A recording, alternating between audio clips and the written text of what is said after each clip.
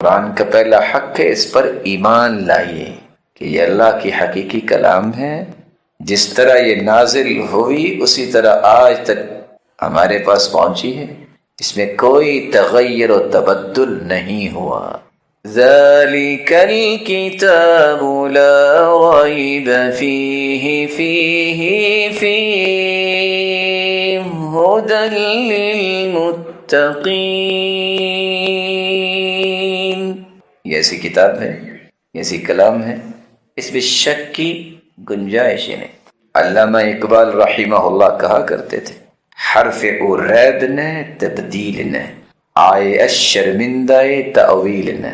اس کے کسی ایک حرف میں بھی شک کیا، شک کی گنجائش بھی نہیں ہے۔ اس کی تفسیر اور اس کی وضاحت اس قدر ایویڈنٹ ہے کہ کسی اور چیز کی ضرورت ہی نہیں ہے۔ ایمان لائیے، یہ اللہ ذوالجلال کی حقیقی کلام ہے، تکلم به حقیقہ من بدأ وإلیہ یعود۔ یہ اللہ کی کلام ہے، اللہ نے اسے کلام کیا ہے، اللہ ذوالجلال کی صفت ہے۔ آپ نے سنا ہوگا کہ امام احمد بن حنبل کو کوڑے مارے گئے، لکھنے والے لکھتے ہیں 18,000 کوڑے لگے کہ مانو قرآن مخلوق ہے، کہتے تھے نہیں، یہ اللہ کی صفت ہے۔ آپ سوچتے ہوں گے کہ فرق کیا ہے ان دونوں میں؟ فرق یہ ہے، اگر مخلوق کہہ دے تو مخلوق تو ساری فنا ہو جائے گی، جس کا مطلب ہے قرآن بھی فنا ہو جائے گا۔ وہ کہتے تھے نہیں، یہ اللہ کی صفت ہے، وَيَبْقَى وَجْهُ رَبِّكَ ذُو الْجَلَالِ وَالْإِكْرَامِ، جس سے اللہ کی ذات کو فنا نہیں، اللہ کی صفات کو بھی فنا نہیں۔ دوسرا حق یہ ہے کہ اس قرآن مجید پر ایمان لانے کے بعد اسے اس طرح پڑھو جس طرح یہ نازل ہوا۔ پڑھنے کا حق ہے جو آپ یہ سمجھتے ہوں گے کہ قرائے کرام یا ماہرین قرآن پتہ نہیں کیوں بیٹھے رہتے ہیں، بس پڑھتے ہی رہتے ہیں۔ یہ دین ہے، یہ عبادت ہے، اس سے بڑا خوبصورت وقت ہی کوئی نہیں ہے کہ انسان کے ہاتھ میں قرآن ہو اور وہ تلاوت کر رہا ہو۔ اور صحابہ اس قدر حساس تھے، عبداللہ ابن مسعود رضی اللہ تعالی عنہ یہ پڑھایا کرتے تھے ایک شخص کو۔ ایک دن پڑھا رہے تھے تو اس نے آیت پڑھی، انما الصدقات للفقراء والمساکین مرسلۃ، للفقراء مد نہیں کی۔ تو صحابی کہتے ہیں ما هكذا اقرأنیها رسول اللہ صلی اللہ علیہ وسلم، مجھے اللہ کے رسول نے ایسے نہیں پڑھایا، میں نہیں ایسے سنوں گا۔ شاگرد پوچھتا ہے وکیف اقرأکها یا ابا عبد الرحمن، اے ابو عبد الرحمن آپ کو اللہ کے رسول نے کیسے پڑھایا؟ پھر انہیں پڑھ کے سنایا، انما الصدقات للفقراء والمساکین، فمدها مد کر کے اس آیت کو پڑھا۔ یا اہل علم بیٹھے ہیں، مد کریں یا نہ کریں معنی میں تبدیلی نہیں آتی، لیکن صحابی نے اس ادا کی حفاظت کیسے کی؟ چونکہ یہ اللہ کے رسول نے مد کی ہے، میں اس کے بغیر نہ پڑھاؤں گا نہ سنوں گا۔ اس کا تیسرا حق ہے کہ اس کو سمجھا جائے جس طرح صحابہ نے سمجھا۔ میرے پیارے بھائیوں، صحابہ کا انداز یہ تھا، كان اذا تعلم احد منا 10 آیات لم يجاوزهن حتى يعرف معانيهن والعمل بهن۔ صحابی کہتے ہیں ہم 10 آیتیں سیکھتے جب تک اس کے معنی نہ سمجھ لیتے، عمل نہ کر لیتے، ہم 11ویں آیت نہیں پڑھتے۔ چوتھا حق یہ ہے کہ اس پہ عمل کیا جائے، عمل نہیں تو یہ قرآن آپ کو فائدہ نہیں دے گا۔ صحیح بخاری کی روایت آپ نے سنی پڑھی ہوگی، اللہ کے رسول نے فرمایا میں معراج پہ گیا تو میں نے دیکھا ایک شخص بیٹھا ہوا، فرشتے کے ہاتھ میں پتھر ہے، اس کے سر پہ مار کر کچل دیتا ہے۔ میں نے پوچھا جبریل یہ کون ہے؟ جواب ملا الذی یأخذ القرآن ویرفضہ وینام عن الصلاة المکتوبہ، یہ ہے قرآن پڑھنے والا جب فرض نماز ہو رہی ہوتی اور یہ سویا ہوتا تھا۔ عمل کے بغیر یہ بلندیاں نہیں ملتی۔ اور 5واں اور آخری حق یہ ہے کہ اس قرآن کو پہنچانے کے لیے اپنی صلاحیتوں کو لگائیے۔ دنیا کے کونے کونے تک اس پیغام کو عام کرنا یہ ہر مسلمان کی ذمہ داری ہے۔ اللہ ذوالجلال سے دعا ہے، اللہ ذوالجلال ان بچوں کو عالم ربانی بنائے، ان کو بہترین قاری بنائے اور امت کا سرمایہ بنائے، اور وہ اساتذہ گرامی جن کی محنت سے اللہ کی رحمت کے بعد یہ خوشی دیکھنا نصیب ہوئی، اللہ ان کو دنیا اور آخرت میں عزتوں سے نوازے۔ جس طرح انہوں نے بچوں کے سینوں کو آباد کیا ہے قرآن سے، اللہ ان کے دنیا اور آخرت میں گھروں کو آباد فرمائے۔ کتنے خوش نصیب ہیں والدین جن کے بچوں نے قرآن حفظ کیا۔ میں دل کی اتھا گہرائیوں سے انہیں مبارکباد پیش کرتا ہوں، اپنی طرف سے بھی اور جملہ انتظامیہ کی طرف سے بھی۔ اللہ ذوالجلال ان کے لیے سفارشی بنائے۔ ایک چھوٹا سا وعدہ لے سکتا ہوں آپ سے؟ دعا میں کر دیتا ہوں، یا اللہ جتنے بیٹھے ہیں سب کے بچوں کو حافظ قرآن بنا۔ کوشش کریں گے؟ بس یہی مطالبہ ہے۔ اور آپ بھی صبح اٹھ کے قرآن کی تلاوت کیا کریں، ہر نئے دن کا آغاز قرآن مجید کی تلاوت سے کیا کریں، وہ برکت آپ کے گھر اور آپ کی زندگی میں آئے گی جو آپ نے کبھی سوچی نہیں ہوگی۔ بارک اللہ فیکم وآخر دعوانا الحمدللہ۔ میں آپ سے گزارش کروں گا زندگی کے اندر توحید میں کوئی فرق نہ آنے دینا۔ اور حدیث کیا کہتی ہے؟ وَإِن قُطِعْتَ أَوْ حُرِّقْتَ، تمہارے ٹکڑے کر دیے جائیں، تمہیں جلا دیا جائے، توحید پہ کوئی کمپرومائز نہیں ہے، کوئی کمپرومائز نہیں۔ توحید ہی تو میرے اور آپ کی دنیا اور آخرت کی کامیابی کا راز ہے، اور یہ بات سمجھنی چاہیے جو قرآن نے کہہ دی ہے، الذین آمنوا ولم يلبسوا ایمانهم بظلم اولئک لهم الامن وهم مہتدون۔ جو ایمان لانے کے بعد شرک کی آمیزش نہیں کرتے، اپنی توحید کو خالص کرتے ہیں، اللہ نے دو انعام رکھے ہیں، فکری امن، قولی امن، معاشرتی امن۔ امن کی نعمت اللہ دیتا ہی اس کو ہے جس کی توحید خالص ہوتی ہے۔ وَهُمْ مُهْتَدُونَ، اور صراط مستقیم پہ گامزن ہونے والے ہدایت یافتہ لوگ ہیں ہی وہ جن کی توحید میں کوئی خلل نہیں ہے۔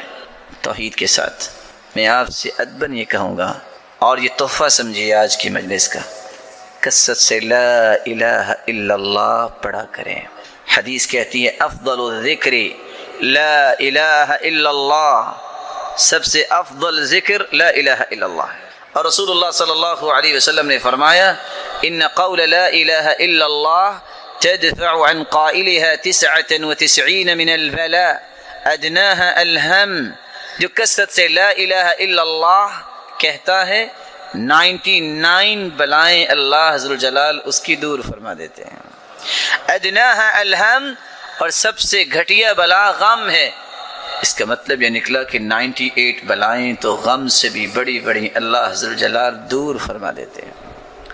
دوسرا عمل جو بہت چھوٹا ہے لیکن میرے نام اعمال میں نیکیوں کے پلڑے کو بھاری کر دے گا۔ حدیث کو پھر دوبارہ یاد کیجئے، 7 آسمان اور 7 زمینیں پلڑے میں رکھی جائیں تو پلڑا بھرے گا نہیں۔ میں ایک کلمہ بولنے لگا ہوں، ذرا دہرائیے گا، الحمدللہ۔ کتنا وقت بنا ہے؟ کتنے سیکنڈ لگے؟ 2 سیکنڈ۔ صحیح مسلم کی روایت ہے، جو رب کے فیصلوں پہ راضی ہو کے جس حال میں اللہ نے رکھا ہے خوش ہو کے کہہ دیتا ہے الحمدللہ، اللہ تیری ہی تعریف ہے، میں تو اس لائق بھی نہیں تھا جو تو نے عطا کر رکھا ہے۔ الحمدللہ تملأ المیزان، جو الحمدللہ کہتا ہے قیامت کے دن ترازو کے دونوں پلڑے اللہ ذوالجلال نیکیوں سے بھر دیں گے۔ الحمدللہ۔ وافضل الدعاء الحمدللہ، رسول اللہ صلی اللہ علیہ وسلم نے فرمایا سب سے افضل دعا بھی الحمدللہ ہے۔ تو جہاں لا الہ الا اللہ کثرت سے پڑھا کرو، توحید کو خالص کرو، وہاں الحمدللہ کا ورد نہ بھولیے۔ تیسرا عمل بہت چھوٹا ہے لیکن اس سے میرے نام اعمال میں نیکیوں کا پلڑا بھاری ہو جائے گا۔ کلمتان حبیبتان الی الرحمن خفیفتان علی اللسان ثقیلتان فی المیزان سبحان اللہ وبحمدہ سبحان اللہ العظیم۔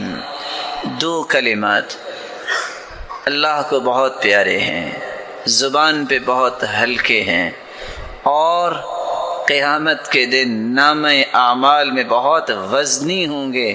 کون سے کلمات ہیں؟ سبحان اللہ وبحمدہ سبحان اللہ العظیم۔ کثرت سے پڑھا کریں۔ اللہ کے رسول نے فرما دیا، اور صحیح بخاری کی روایت ہے، اللہ کا ذکر یہ انسان کے نام اعمال کو نیکیوں سے بھر دے گا اور دنیا میں بھی سکون ملے گا۔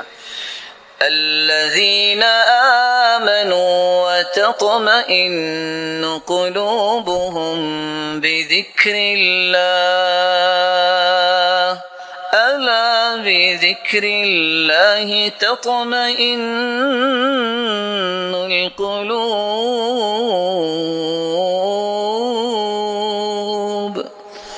اللہ نے اگر انسان کے دل میں سکون رکھا ہے تو وہ اللہ کے ذکر سے ممکن ہے۔ سبحان اللہ و بحمدہ سبحان اللہ العظیم اگر لمبا ہے آپ اس کو چھوٹا کر سکتے ہو۔ دوسری روایت کے الفاظ یہ بھی ہیں، من قال سبحان اللہ و بحمدہ 100 مرہ حطت عنہ خطاياه وان كانت مثل زبد البحر۔ جو شخص 100 مرتبہ یہ کہہ دے سبحان اللہ و بحمدہ، بس 100 مرتبہ کہہ دے، اللہ ذوالجلال سمندر کی جھاگ جتنے بھی گناہ ہوں تو اللہ انہیں معاف کر دیتے ہیں۔ چوتھا عمل، رسول اللہ صلی اللہ علیہ وسلم نے فرمایا، اثقل شیء فی المیزان الخلق الحسن۔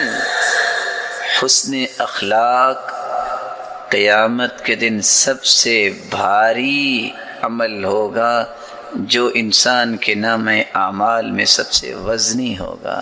حسن اخلاق سے مراد نرم گفتگو، اچھی گفتگو، عدل و انصاف کی گفتگو، بلکہ 3 لفظوں پہ غور کیجئے، طلب الحلال، اجتناب المحارم، والتوسعة على العیال۔ اخلاق یہ ہے حلال کی تلاش کرو، حرام سے بچ جاؤ اور گھر والوں پہ وسعت کرو۔ اللہ کے رسول صلی اللہ علیہ وسلم نے اس لیے فرمایا، ان من احبکم الی واقربکم منی مجلسا یوم القیامہ احاسنکم اخلاقا۔ سب سے پیارا وہ ہوگا، سب سے قریب میرے وہ ہوگا قیامت کے دن جس کا اخلاق اچھا ہے۔ جو شخص حرام کھاتا ہے، جو شخص حلال کی طلب نہیں کرتا، اس کا اخلاق کیا ہے؟ یہ میں بات کیوں کہہ رہا ہوں؟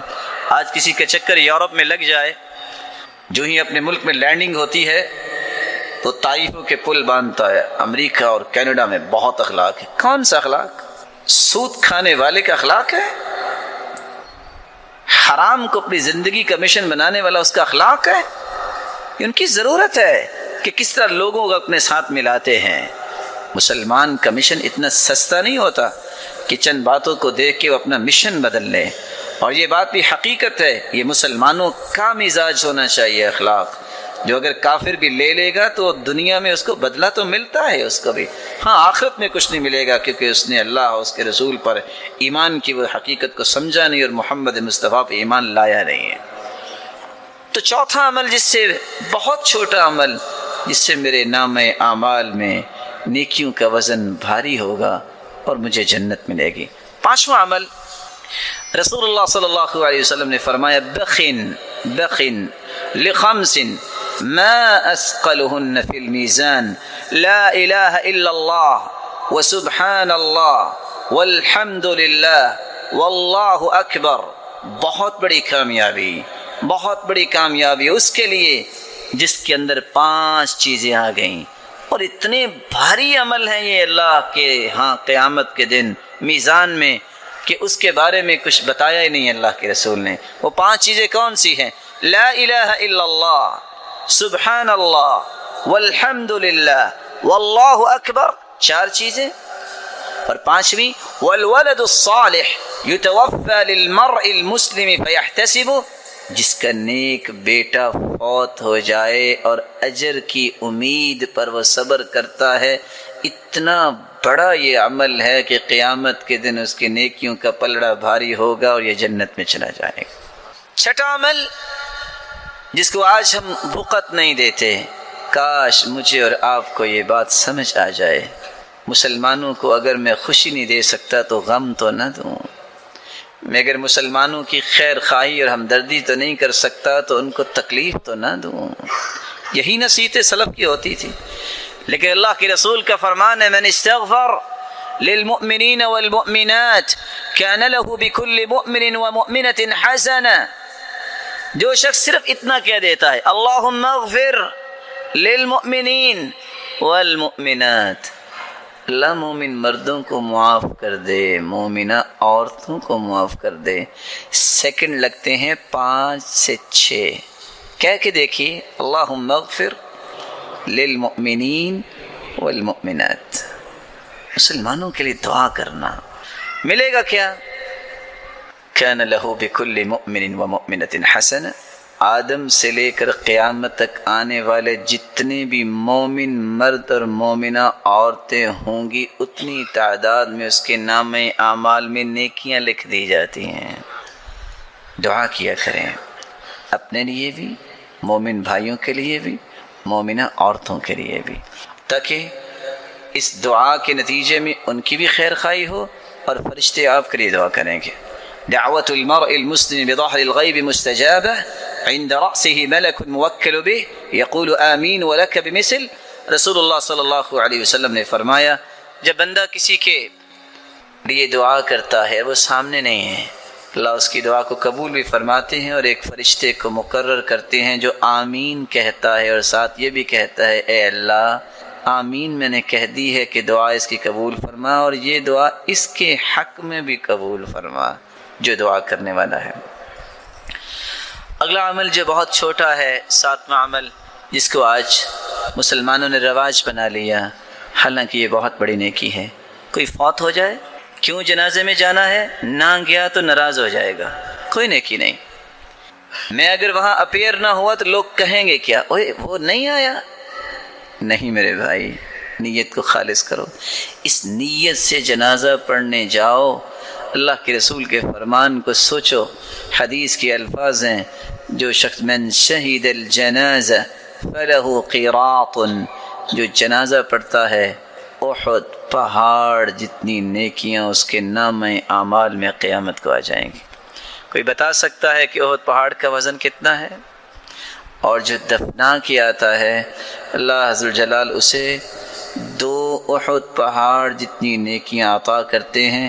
اس لیے جنازہ پڑھنے کے لیے نیت کر کے جایا کرو کہ اللہ میں صرف تیری رضا کے لیے جا رہا ہوں، مجھے اجر چاہیے، مجھے ثواب چاہیے، اللہ تیری رضا چاہیے، لوگوں کی رضا نہیں چاہیے۔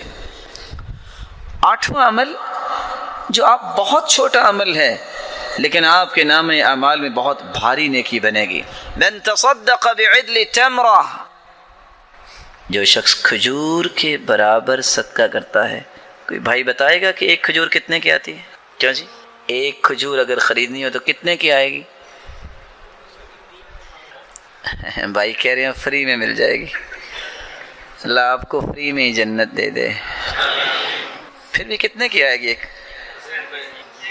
میرے پیارے بھائی وہ سونے کی کھجور ہے 10 ریال کی، اچھا 9 ریال کی، 9 ریال، چلو شاید کوئی اچھی پیکنگ میں ہو اور اجوال عالیہ ہو تو ہو سکتا ہے کہ ریال کی بھی ہو۔ 1 ریال کی کیا قیمت ہے؟ من تصدق بعدل تمرہ، جو کھجور کے برابر صدقہ کرتا ہے۔ بسا اوقات جب میں صدقہ کرتا ہوں، آپ صدقہ کرتے ہیں تو کیا ہوتا ہے؟ ہم نے انویلپ میں ڈال کے دیا، ہم نے کسی کے ہاتھ میں دیا، ہم نے کسی کپڑے میں ڈالا، کسی غلے میں ڈالا، لیکن یہ جاتا کہاں ہے؟ اللہ کے دائیں ہاتھ میں جاتا ہے۔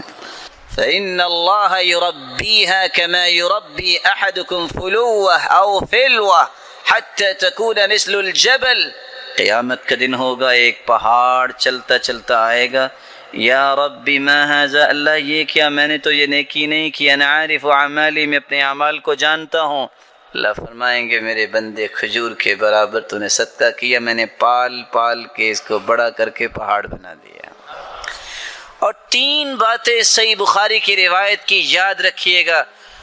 عمار رضی اللہ تعالیٰ عنہ فرماتے ہیں ثلاث من کن فیہ، ثلاث من جمعها فقد جمع الایمان، جس کے اندر 3 چیزیں آ جائیں اس نے پورے اسلام کو اپنے اندر جمع کر لیا، پورے اسلام۔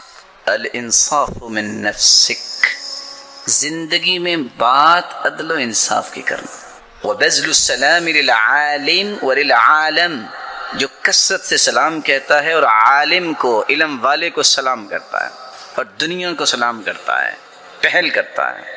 والانفاق فی الاقتار، مال ہے یا نہیں ہے، خرچ کرنے کا شوق اور ذوق ہے، جس کو یہ 3 صلاحیتیں اللہ دے دے، بات کرے جب بھی عدل و انصاف کی، سلام علم والے کو اور دنیا کو اسلام کہنے میں پہل، اور مال نہیں بھی ہے پھر بھی خرچ کرنے کا ذوق، فقط جمع الایمان، اس نے سارے ایمان کو جمع کر لیا۔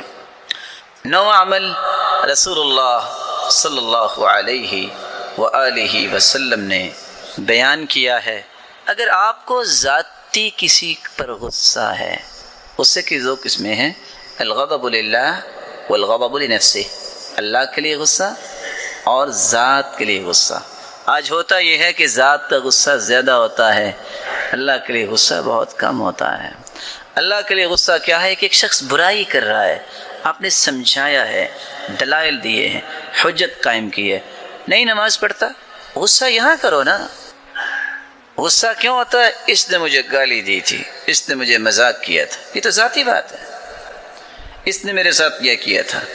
ایک اللہ کے بارے میں، اللہ کے رسول کے بارے میں، اللہ کے دین کے بارے میں جو مرضی کہے وہاں غصہ آتا ہی نہیں ہے۔ یعنی آپ تھوڑا سا چیک کیجئے کہ بیٹا میرا بھی ہے، آپ کا بھی ہے، لیکن ہمارے رویے کیا ہیں؟ اگر وہ نماز نہیں پڑھتا تو کوئی نہیں مارتا، اگر وہ کپ توڑ دیتا ہے تو 2 لگاتے ہیں۔ کپ اللہ سبحانہ و تعالیٰ کی جنت سے مہنگا ہے، یہی فرق ہے۔ نمازیں ساری ضائع کر دے، غصہ نہیں آتا، دکان پہ 8 گھنٹہ لیٹ جائے، سارا دن گالیاں بھی کھاتا ہے، جھڑکیاں بھی لیتا ہے، مار بھی کھاتا ہے، اس کا مطلب یہ ہے کہ مارنے والا، یہ گالیاں دینے والا دنیا کے نشے میں دھت ہے، اس کو دین کی غیرت نہیں ہے۔ عبداللہ ابن عمر رضی اللہ تعالی عنہ، بیٹے نے صرف اتنی بات کی ہے، ہم عورتوں کو مسجدوں میں جانے سے روکیں گے۔ کہا اللہ کے رسول کا فرمان ہے، لا تمنعوا اماء اللہ مساجد اللہ، عورتوں کو مسجدوں میں جانے سے مت روکو۔ وہ عبداللہ ابن عمر جن سے بڑھ کے صحابہ کہتے تھے کہ سنت کا پابند نہیں، جن کا اخلاق اللہ کے رسول جیسا، ادل صمتا وہدیا، تھپڑ اپنے بیٹے کو اور 2 مہینے تک بات نہیں کی۔ تجھے جرت کیسے ہوئی اللہ کے رسول کی بات کے مقابلے میں زبان کھولنے کی؟ اور ابن حجر تو لکھتے ہیں کہ زندگی بھر پھر بقیہ انہوں نے اپنے بیٹے سے کلام نہیں کی۔ اللہ کے لیے غصہ کرو نا، ذاتی غصے کو چھوڑو۔ رسول اکرم صلی اللہ علیہ وآلہ وسلم نے اس لیے فرمایا، من کظم غیظا وهو قادر على ان ينفذه دعاه الله يوم القيامة على رؤوس الخلائق حتى يخيره الله من الحور العين ما شاء۔ جس کو غصہ آیا ہے اپنے غصے کو نکال بھی سکتا ہے، بدلہ لے بھی سکتا ہے، لیکن کہتا ہے اللہ تیری رضا کے لیے میں معاف کرتا ہوں۔ اللہ عز و جلال نے وہاں اپنے پیغمبر سے وزن کی بات ہی نہیں کروائی، سیدھی بات کر دی کہ اس کو جنت میں بھجوا کے اللہ فرمائیں گے کیا چاہتے ہو تم مانگو میں عطا کرتا ہوں۔ آخری عمل، 10واں عمل جو مجھے اور آپ کو کرنا ہے، رسول اللہ صلی اللہ علیہ وآلہ وسلم کے اس دین کی دعوت کو عام کرنا۔ ان باتوں کو یاد کیا کریں، ان باتوں کو سمجھ کے اپنے گھر والوں تک پہنچایا کریں، اپنے دوستوں تک پہنچایا کریں۔ ہو سکتا ہے کہ میری زبان میں وہ تاثیر نہ ہو، اللہ آپ کو اور تاثیر دے اور آپ کی وجہ سے دنیا میں دین اور زیادہ پھیلے۔ عبداللہ بن عباس یہی کہا کرتے تھے، جب کسی نے پوچھا کہ آپ کو چھوٹی عمر میں اتنا مقام اللہ نے کیسے دیا، تو مسکرا کے کہتے ہیں پہلی بات اللہ کی رحمت، دوسری بات اللہ کے رسول کی دعا، اللہم علم التأویل فقہ فی الدین، تیسری بات جب میں پڑھانے بیٹھتا ہوں میں دعا کرتا ہوں یا اللہ مجھ سے پڑھنے والوں کو مجھ سے بھی بڑا عالم بنا۔ میں بھی آپ سے گزارش کروں گا، ہو سکتا ہے جو نیکی آپ سن رہے ہیں سنانے والے کی بات میں اتنی طاقت یا وزن نہ ہو جتنا اللہ آپ کی زبان پہ پیدا کر دے۔ اپنے رشتہ داروں کو، اپنے دوستوں کو، اپنے تعلق والوں کو اور اپنی کانٹینٹ میں جتنے ہیں ان کو یہ نیکی کی باتیں پہنچایا کرو۔ ملے گا کیا؟ من دل علی خیر فلہ اجر مثل فاعلی۔ آپ ایک پیغام دیتے ہیں کسی کو، اگر زندگی جب تک ہے لاکھوں کروڑوں لوگ اس بات کو سن کے عمل کرتے ہیں سب کو برابر کا اجر تو ملے گا، لیکن ان سب کے برابر آپ کو اللہ سبحانہ و تعالی اکیلے کو اجر عطا کریں گے۔ آپ اگر دین کے لیے نکلے ہیں اور دین کے لیے نکلتے وقت آپ کے جوتے پہ گرد تو پڑی ہوگی، آپ کے لباس پہ بھی گرد پڑی ہوگی۔ حدیث کے الفاظ ہیں، جو بندہ باوضو ہو کے مسجد آتا ہے، دو مقصد لے کے، لا يريد فيه الا ان يتعلم خيرا او يعلمه، سیکھنے کی غرض سے یا سکھانے کی غرض سے۔ حالانکہ گھر سے وضو کیا، اپنے پڑوس میں مسجد میں آیا ہے، روایت کے الفاظ ہیں فَأَجْرُهُ كَأَجْرِ الْحَاجِّ الْمُحْرِمِ، اس کو اجر اتنا ہی ملتا ہے کہ جتنا ایک حاجی احرام باندھ کے حج کرنے جا رہا ہے۔ کتنے لوگ پریشان ہوتے ہیں کہ میں حج نہیں کر سکا۔ اگر یہ عمل انسان جاری کرے، دن میں 5 حج، اس کا اجر لے سکتا ہے، اور ہفتے میں کتنے ہوں گے؟ 35 حج، اور مہینے میں کتنے ہوں گے؟ 150 حج۔ صحیح ترغیب کی روایت ہے۔ اور یہی شخص گھر سے باہر نکلے، گرد پڑتی ہے لباس پہ، جوتے پہ، اصابہ مسکن یوم القیامہ، جتنی گرد اس پہ پڑتی ہے رب تعالیٰ اتنی جنت میں کستوری عطا کر دیتے ہیں۔ من سلک طریقا یلتمس فیہ علما سہل اللہ لہ بہ طریقا الی الجنہ، جو اس راستے پہ نکلتا ہے کہ میں نے سیکھنا اور سکھانا ہے، اللہ اس کے لیے جنت کا راستہ آسان کر دیتے ہیں۔ ان الملائکۃ لتضع اجنحتها رضا بما یطلب لطالب العلم رضا بما یطلب، یہ قدم پہلا باہر رکھتا ہے، یہ بھی انسان ہے جو سیکھنے اور سکھانے کے لیے نکلتا ہے، دین کی دعوت کے لیے نکلتا ہے، اللہ کے نورانی فرشتے اس کے لیے پر بچھا دیتے ہیں۔ اور اللہ کے رسول صلی اللہ علیہ وسلم نے فرمایا تھا لَتَأْمُرُنَّ بِالْمَعْرُوفِ وَلَتَنْهَوُنَّ عَنِ الْمُنْكَرِ، تم نیکی کا حکم کیا کرو، برائی سے منع کیا کرو۔ اگر یہ کام نہیں کرو گے یوشکو ان یعمہم اللہ بعقاب من عندہ، اللہ سبحانہ و تعالیٰ تم سب کو اس عذاب میں مبتلا کریں گے۔ ثم لتدعنہ فلا یستجاب لکم، پھر تم دعائیں بھی کرو گے، اللہ تمہاری دعاؤں کو قبول نہیں کریں گے۔ میں آپ سے گزارش کروں گا، آخر تو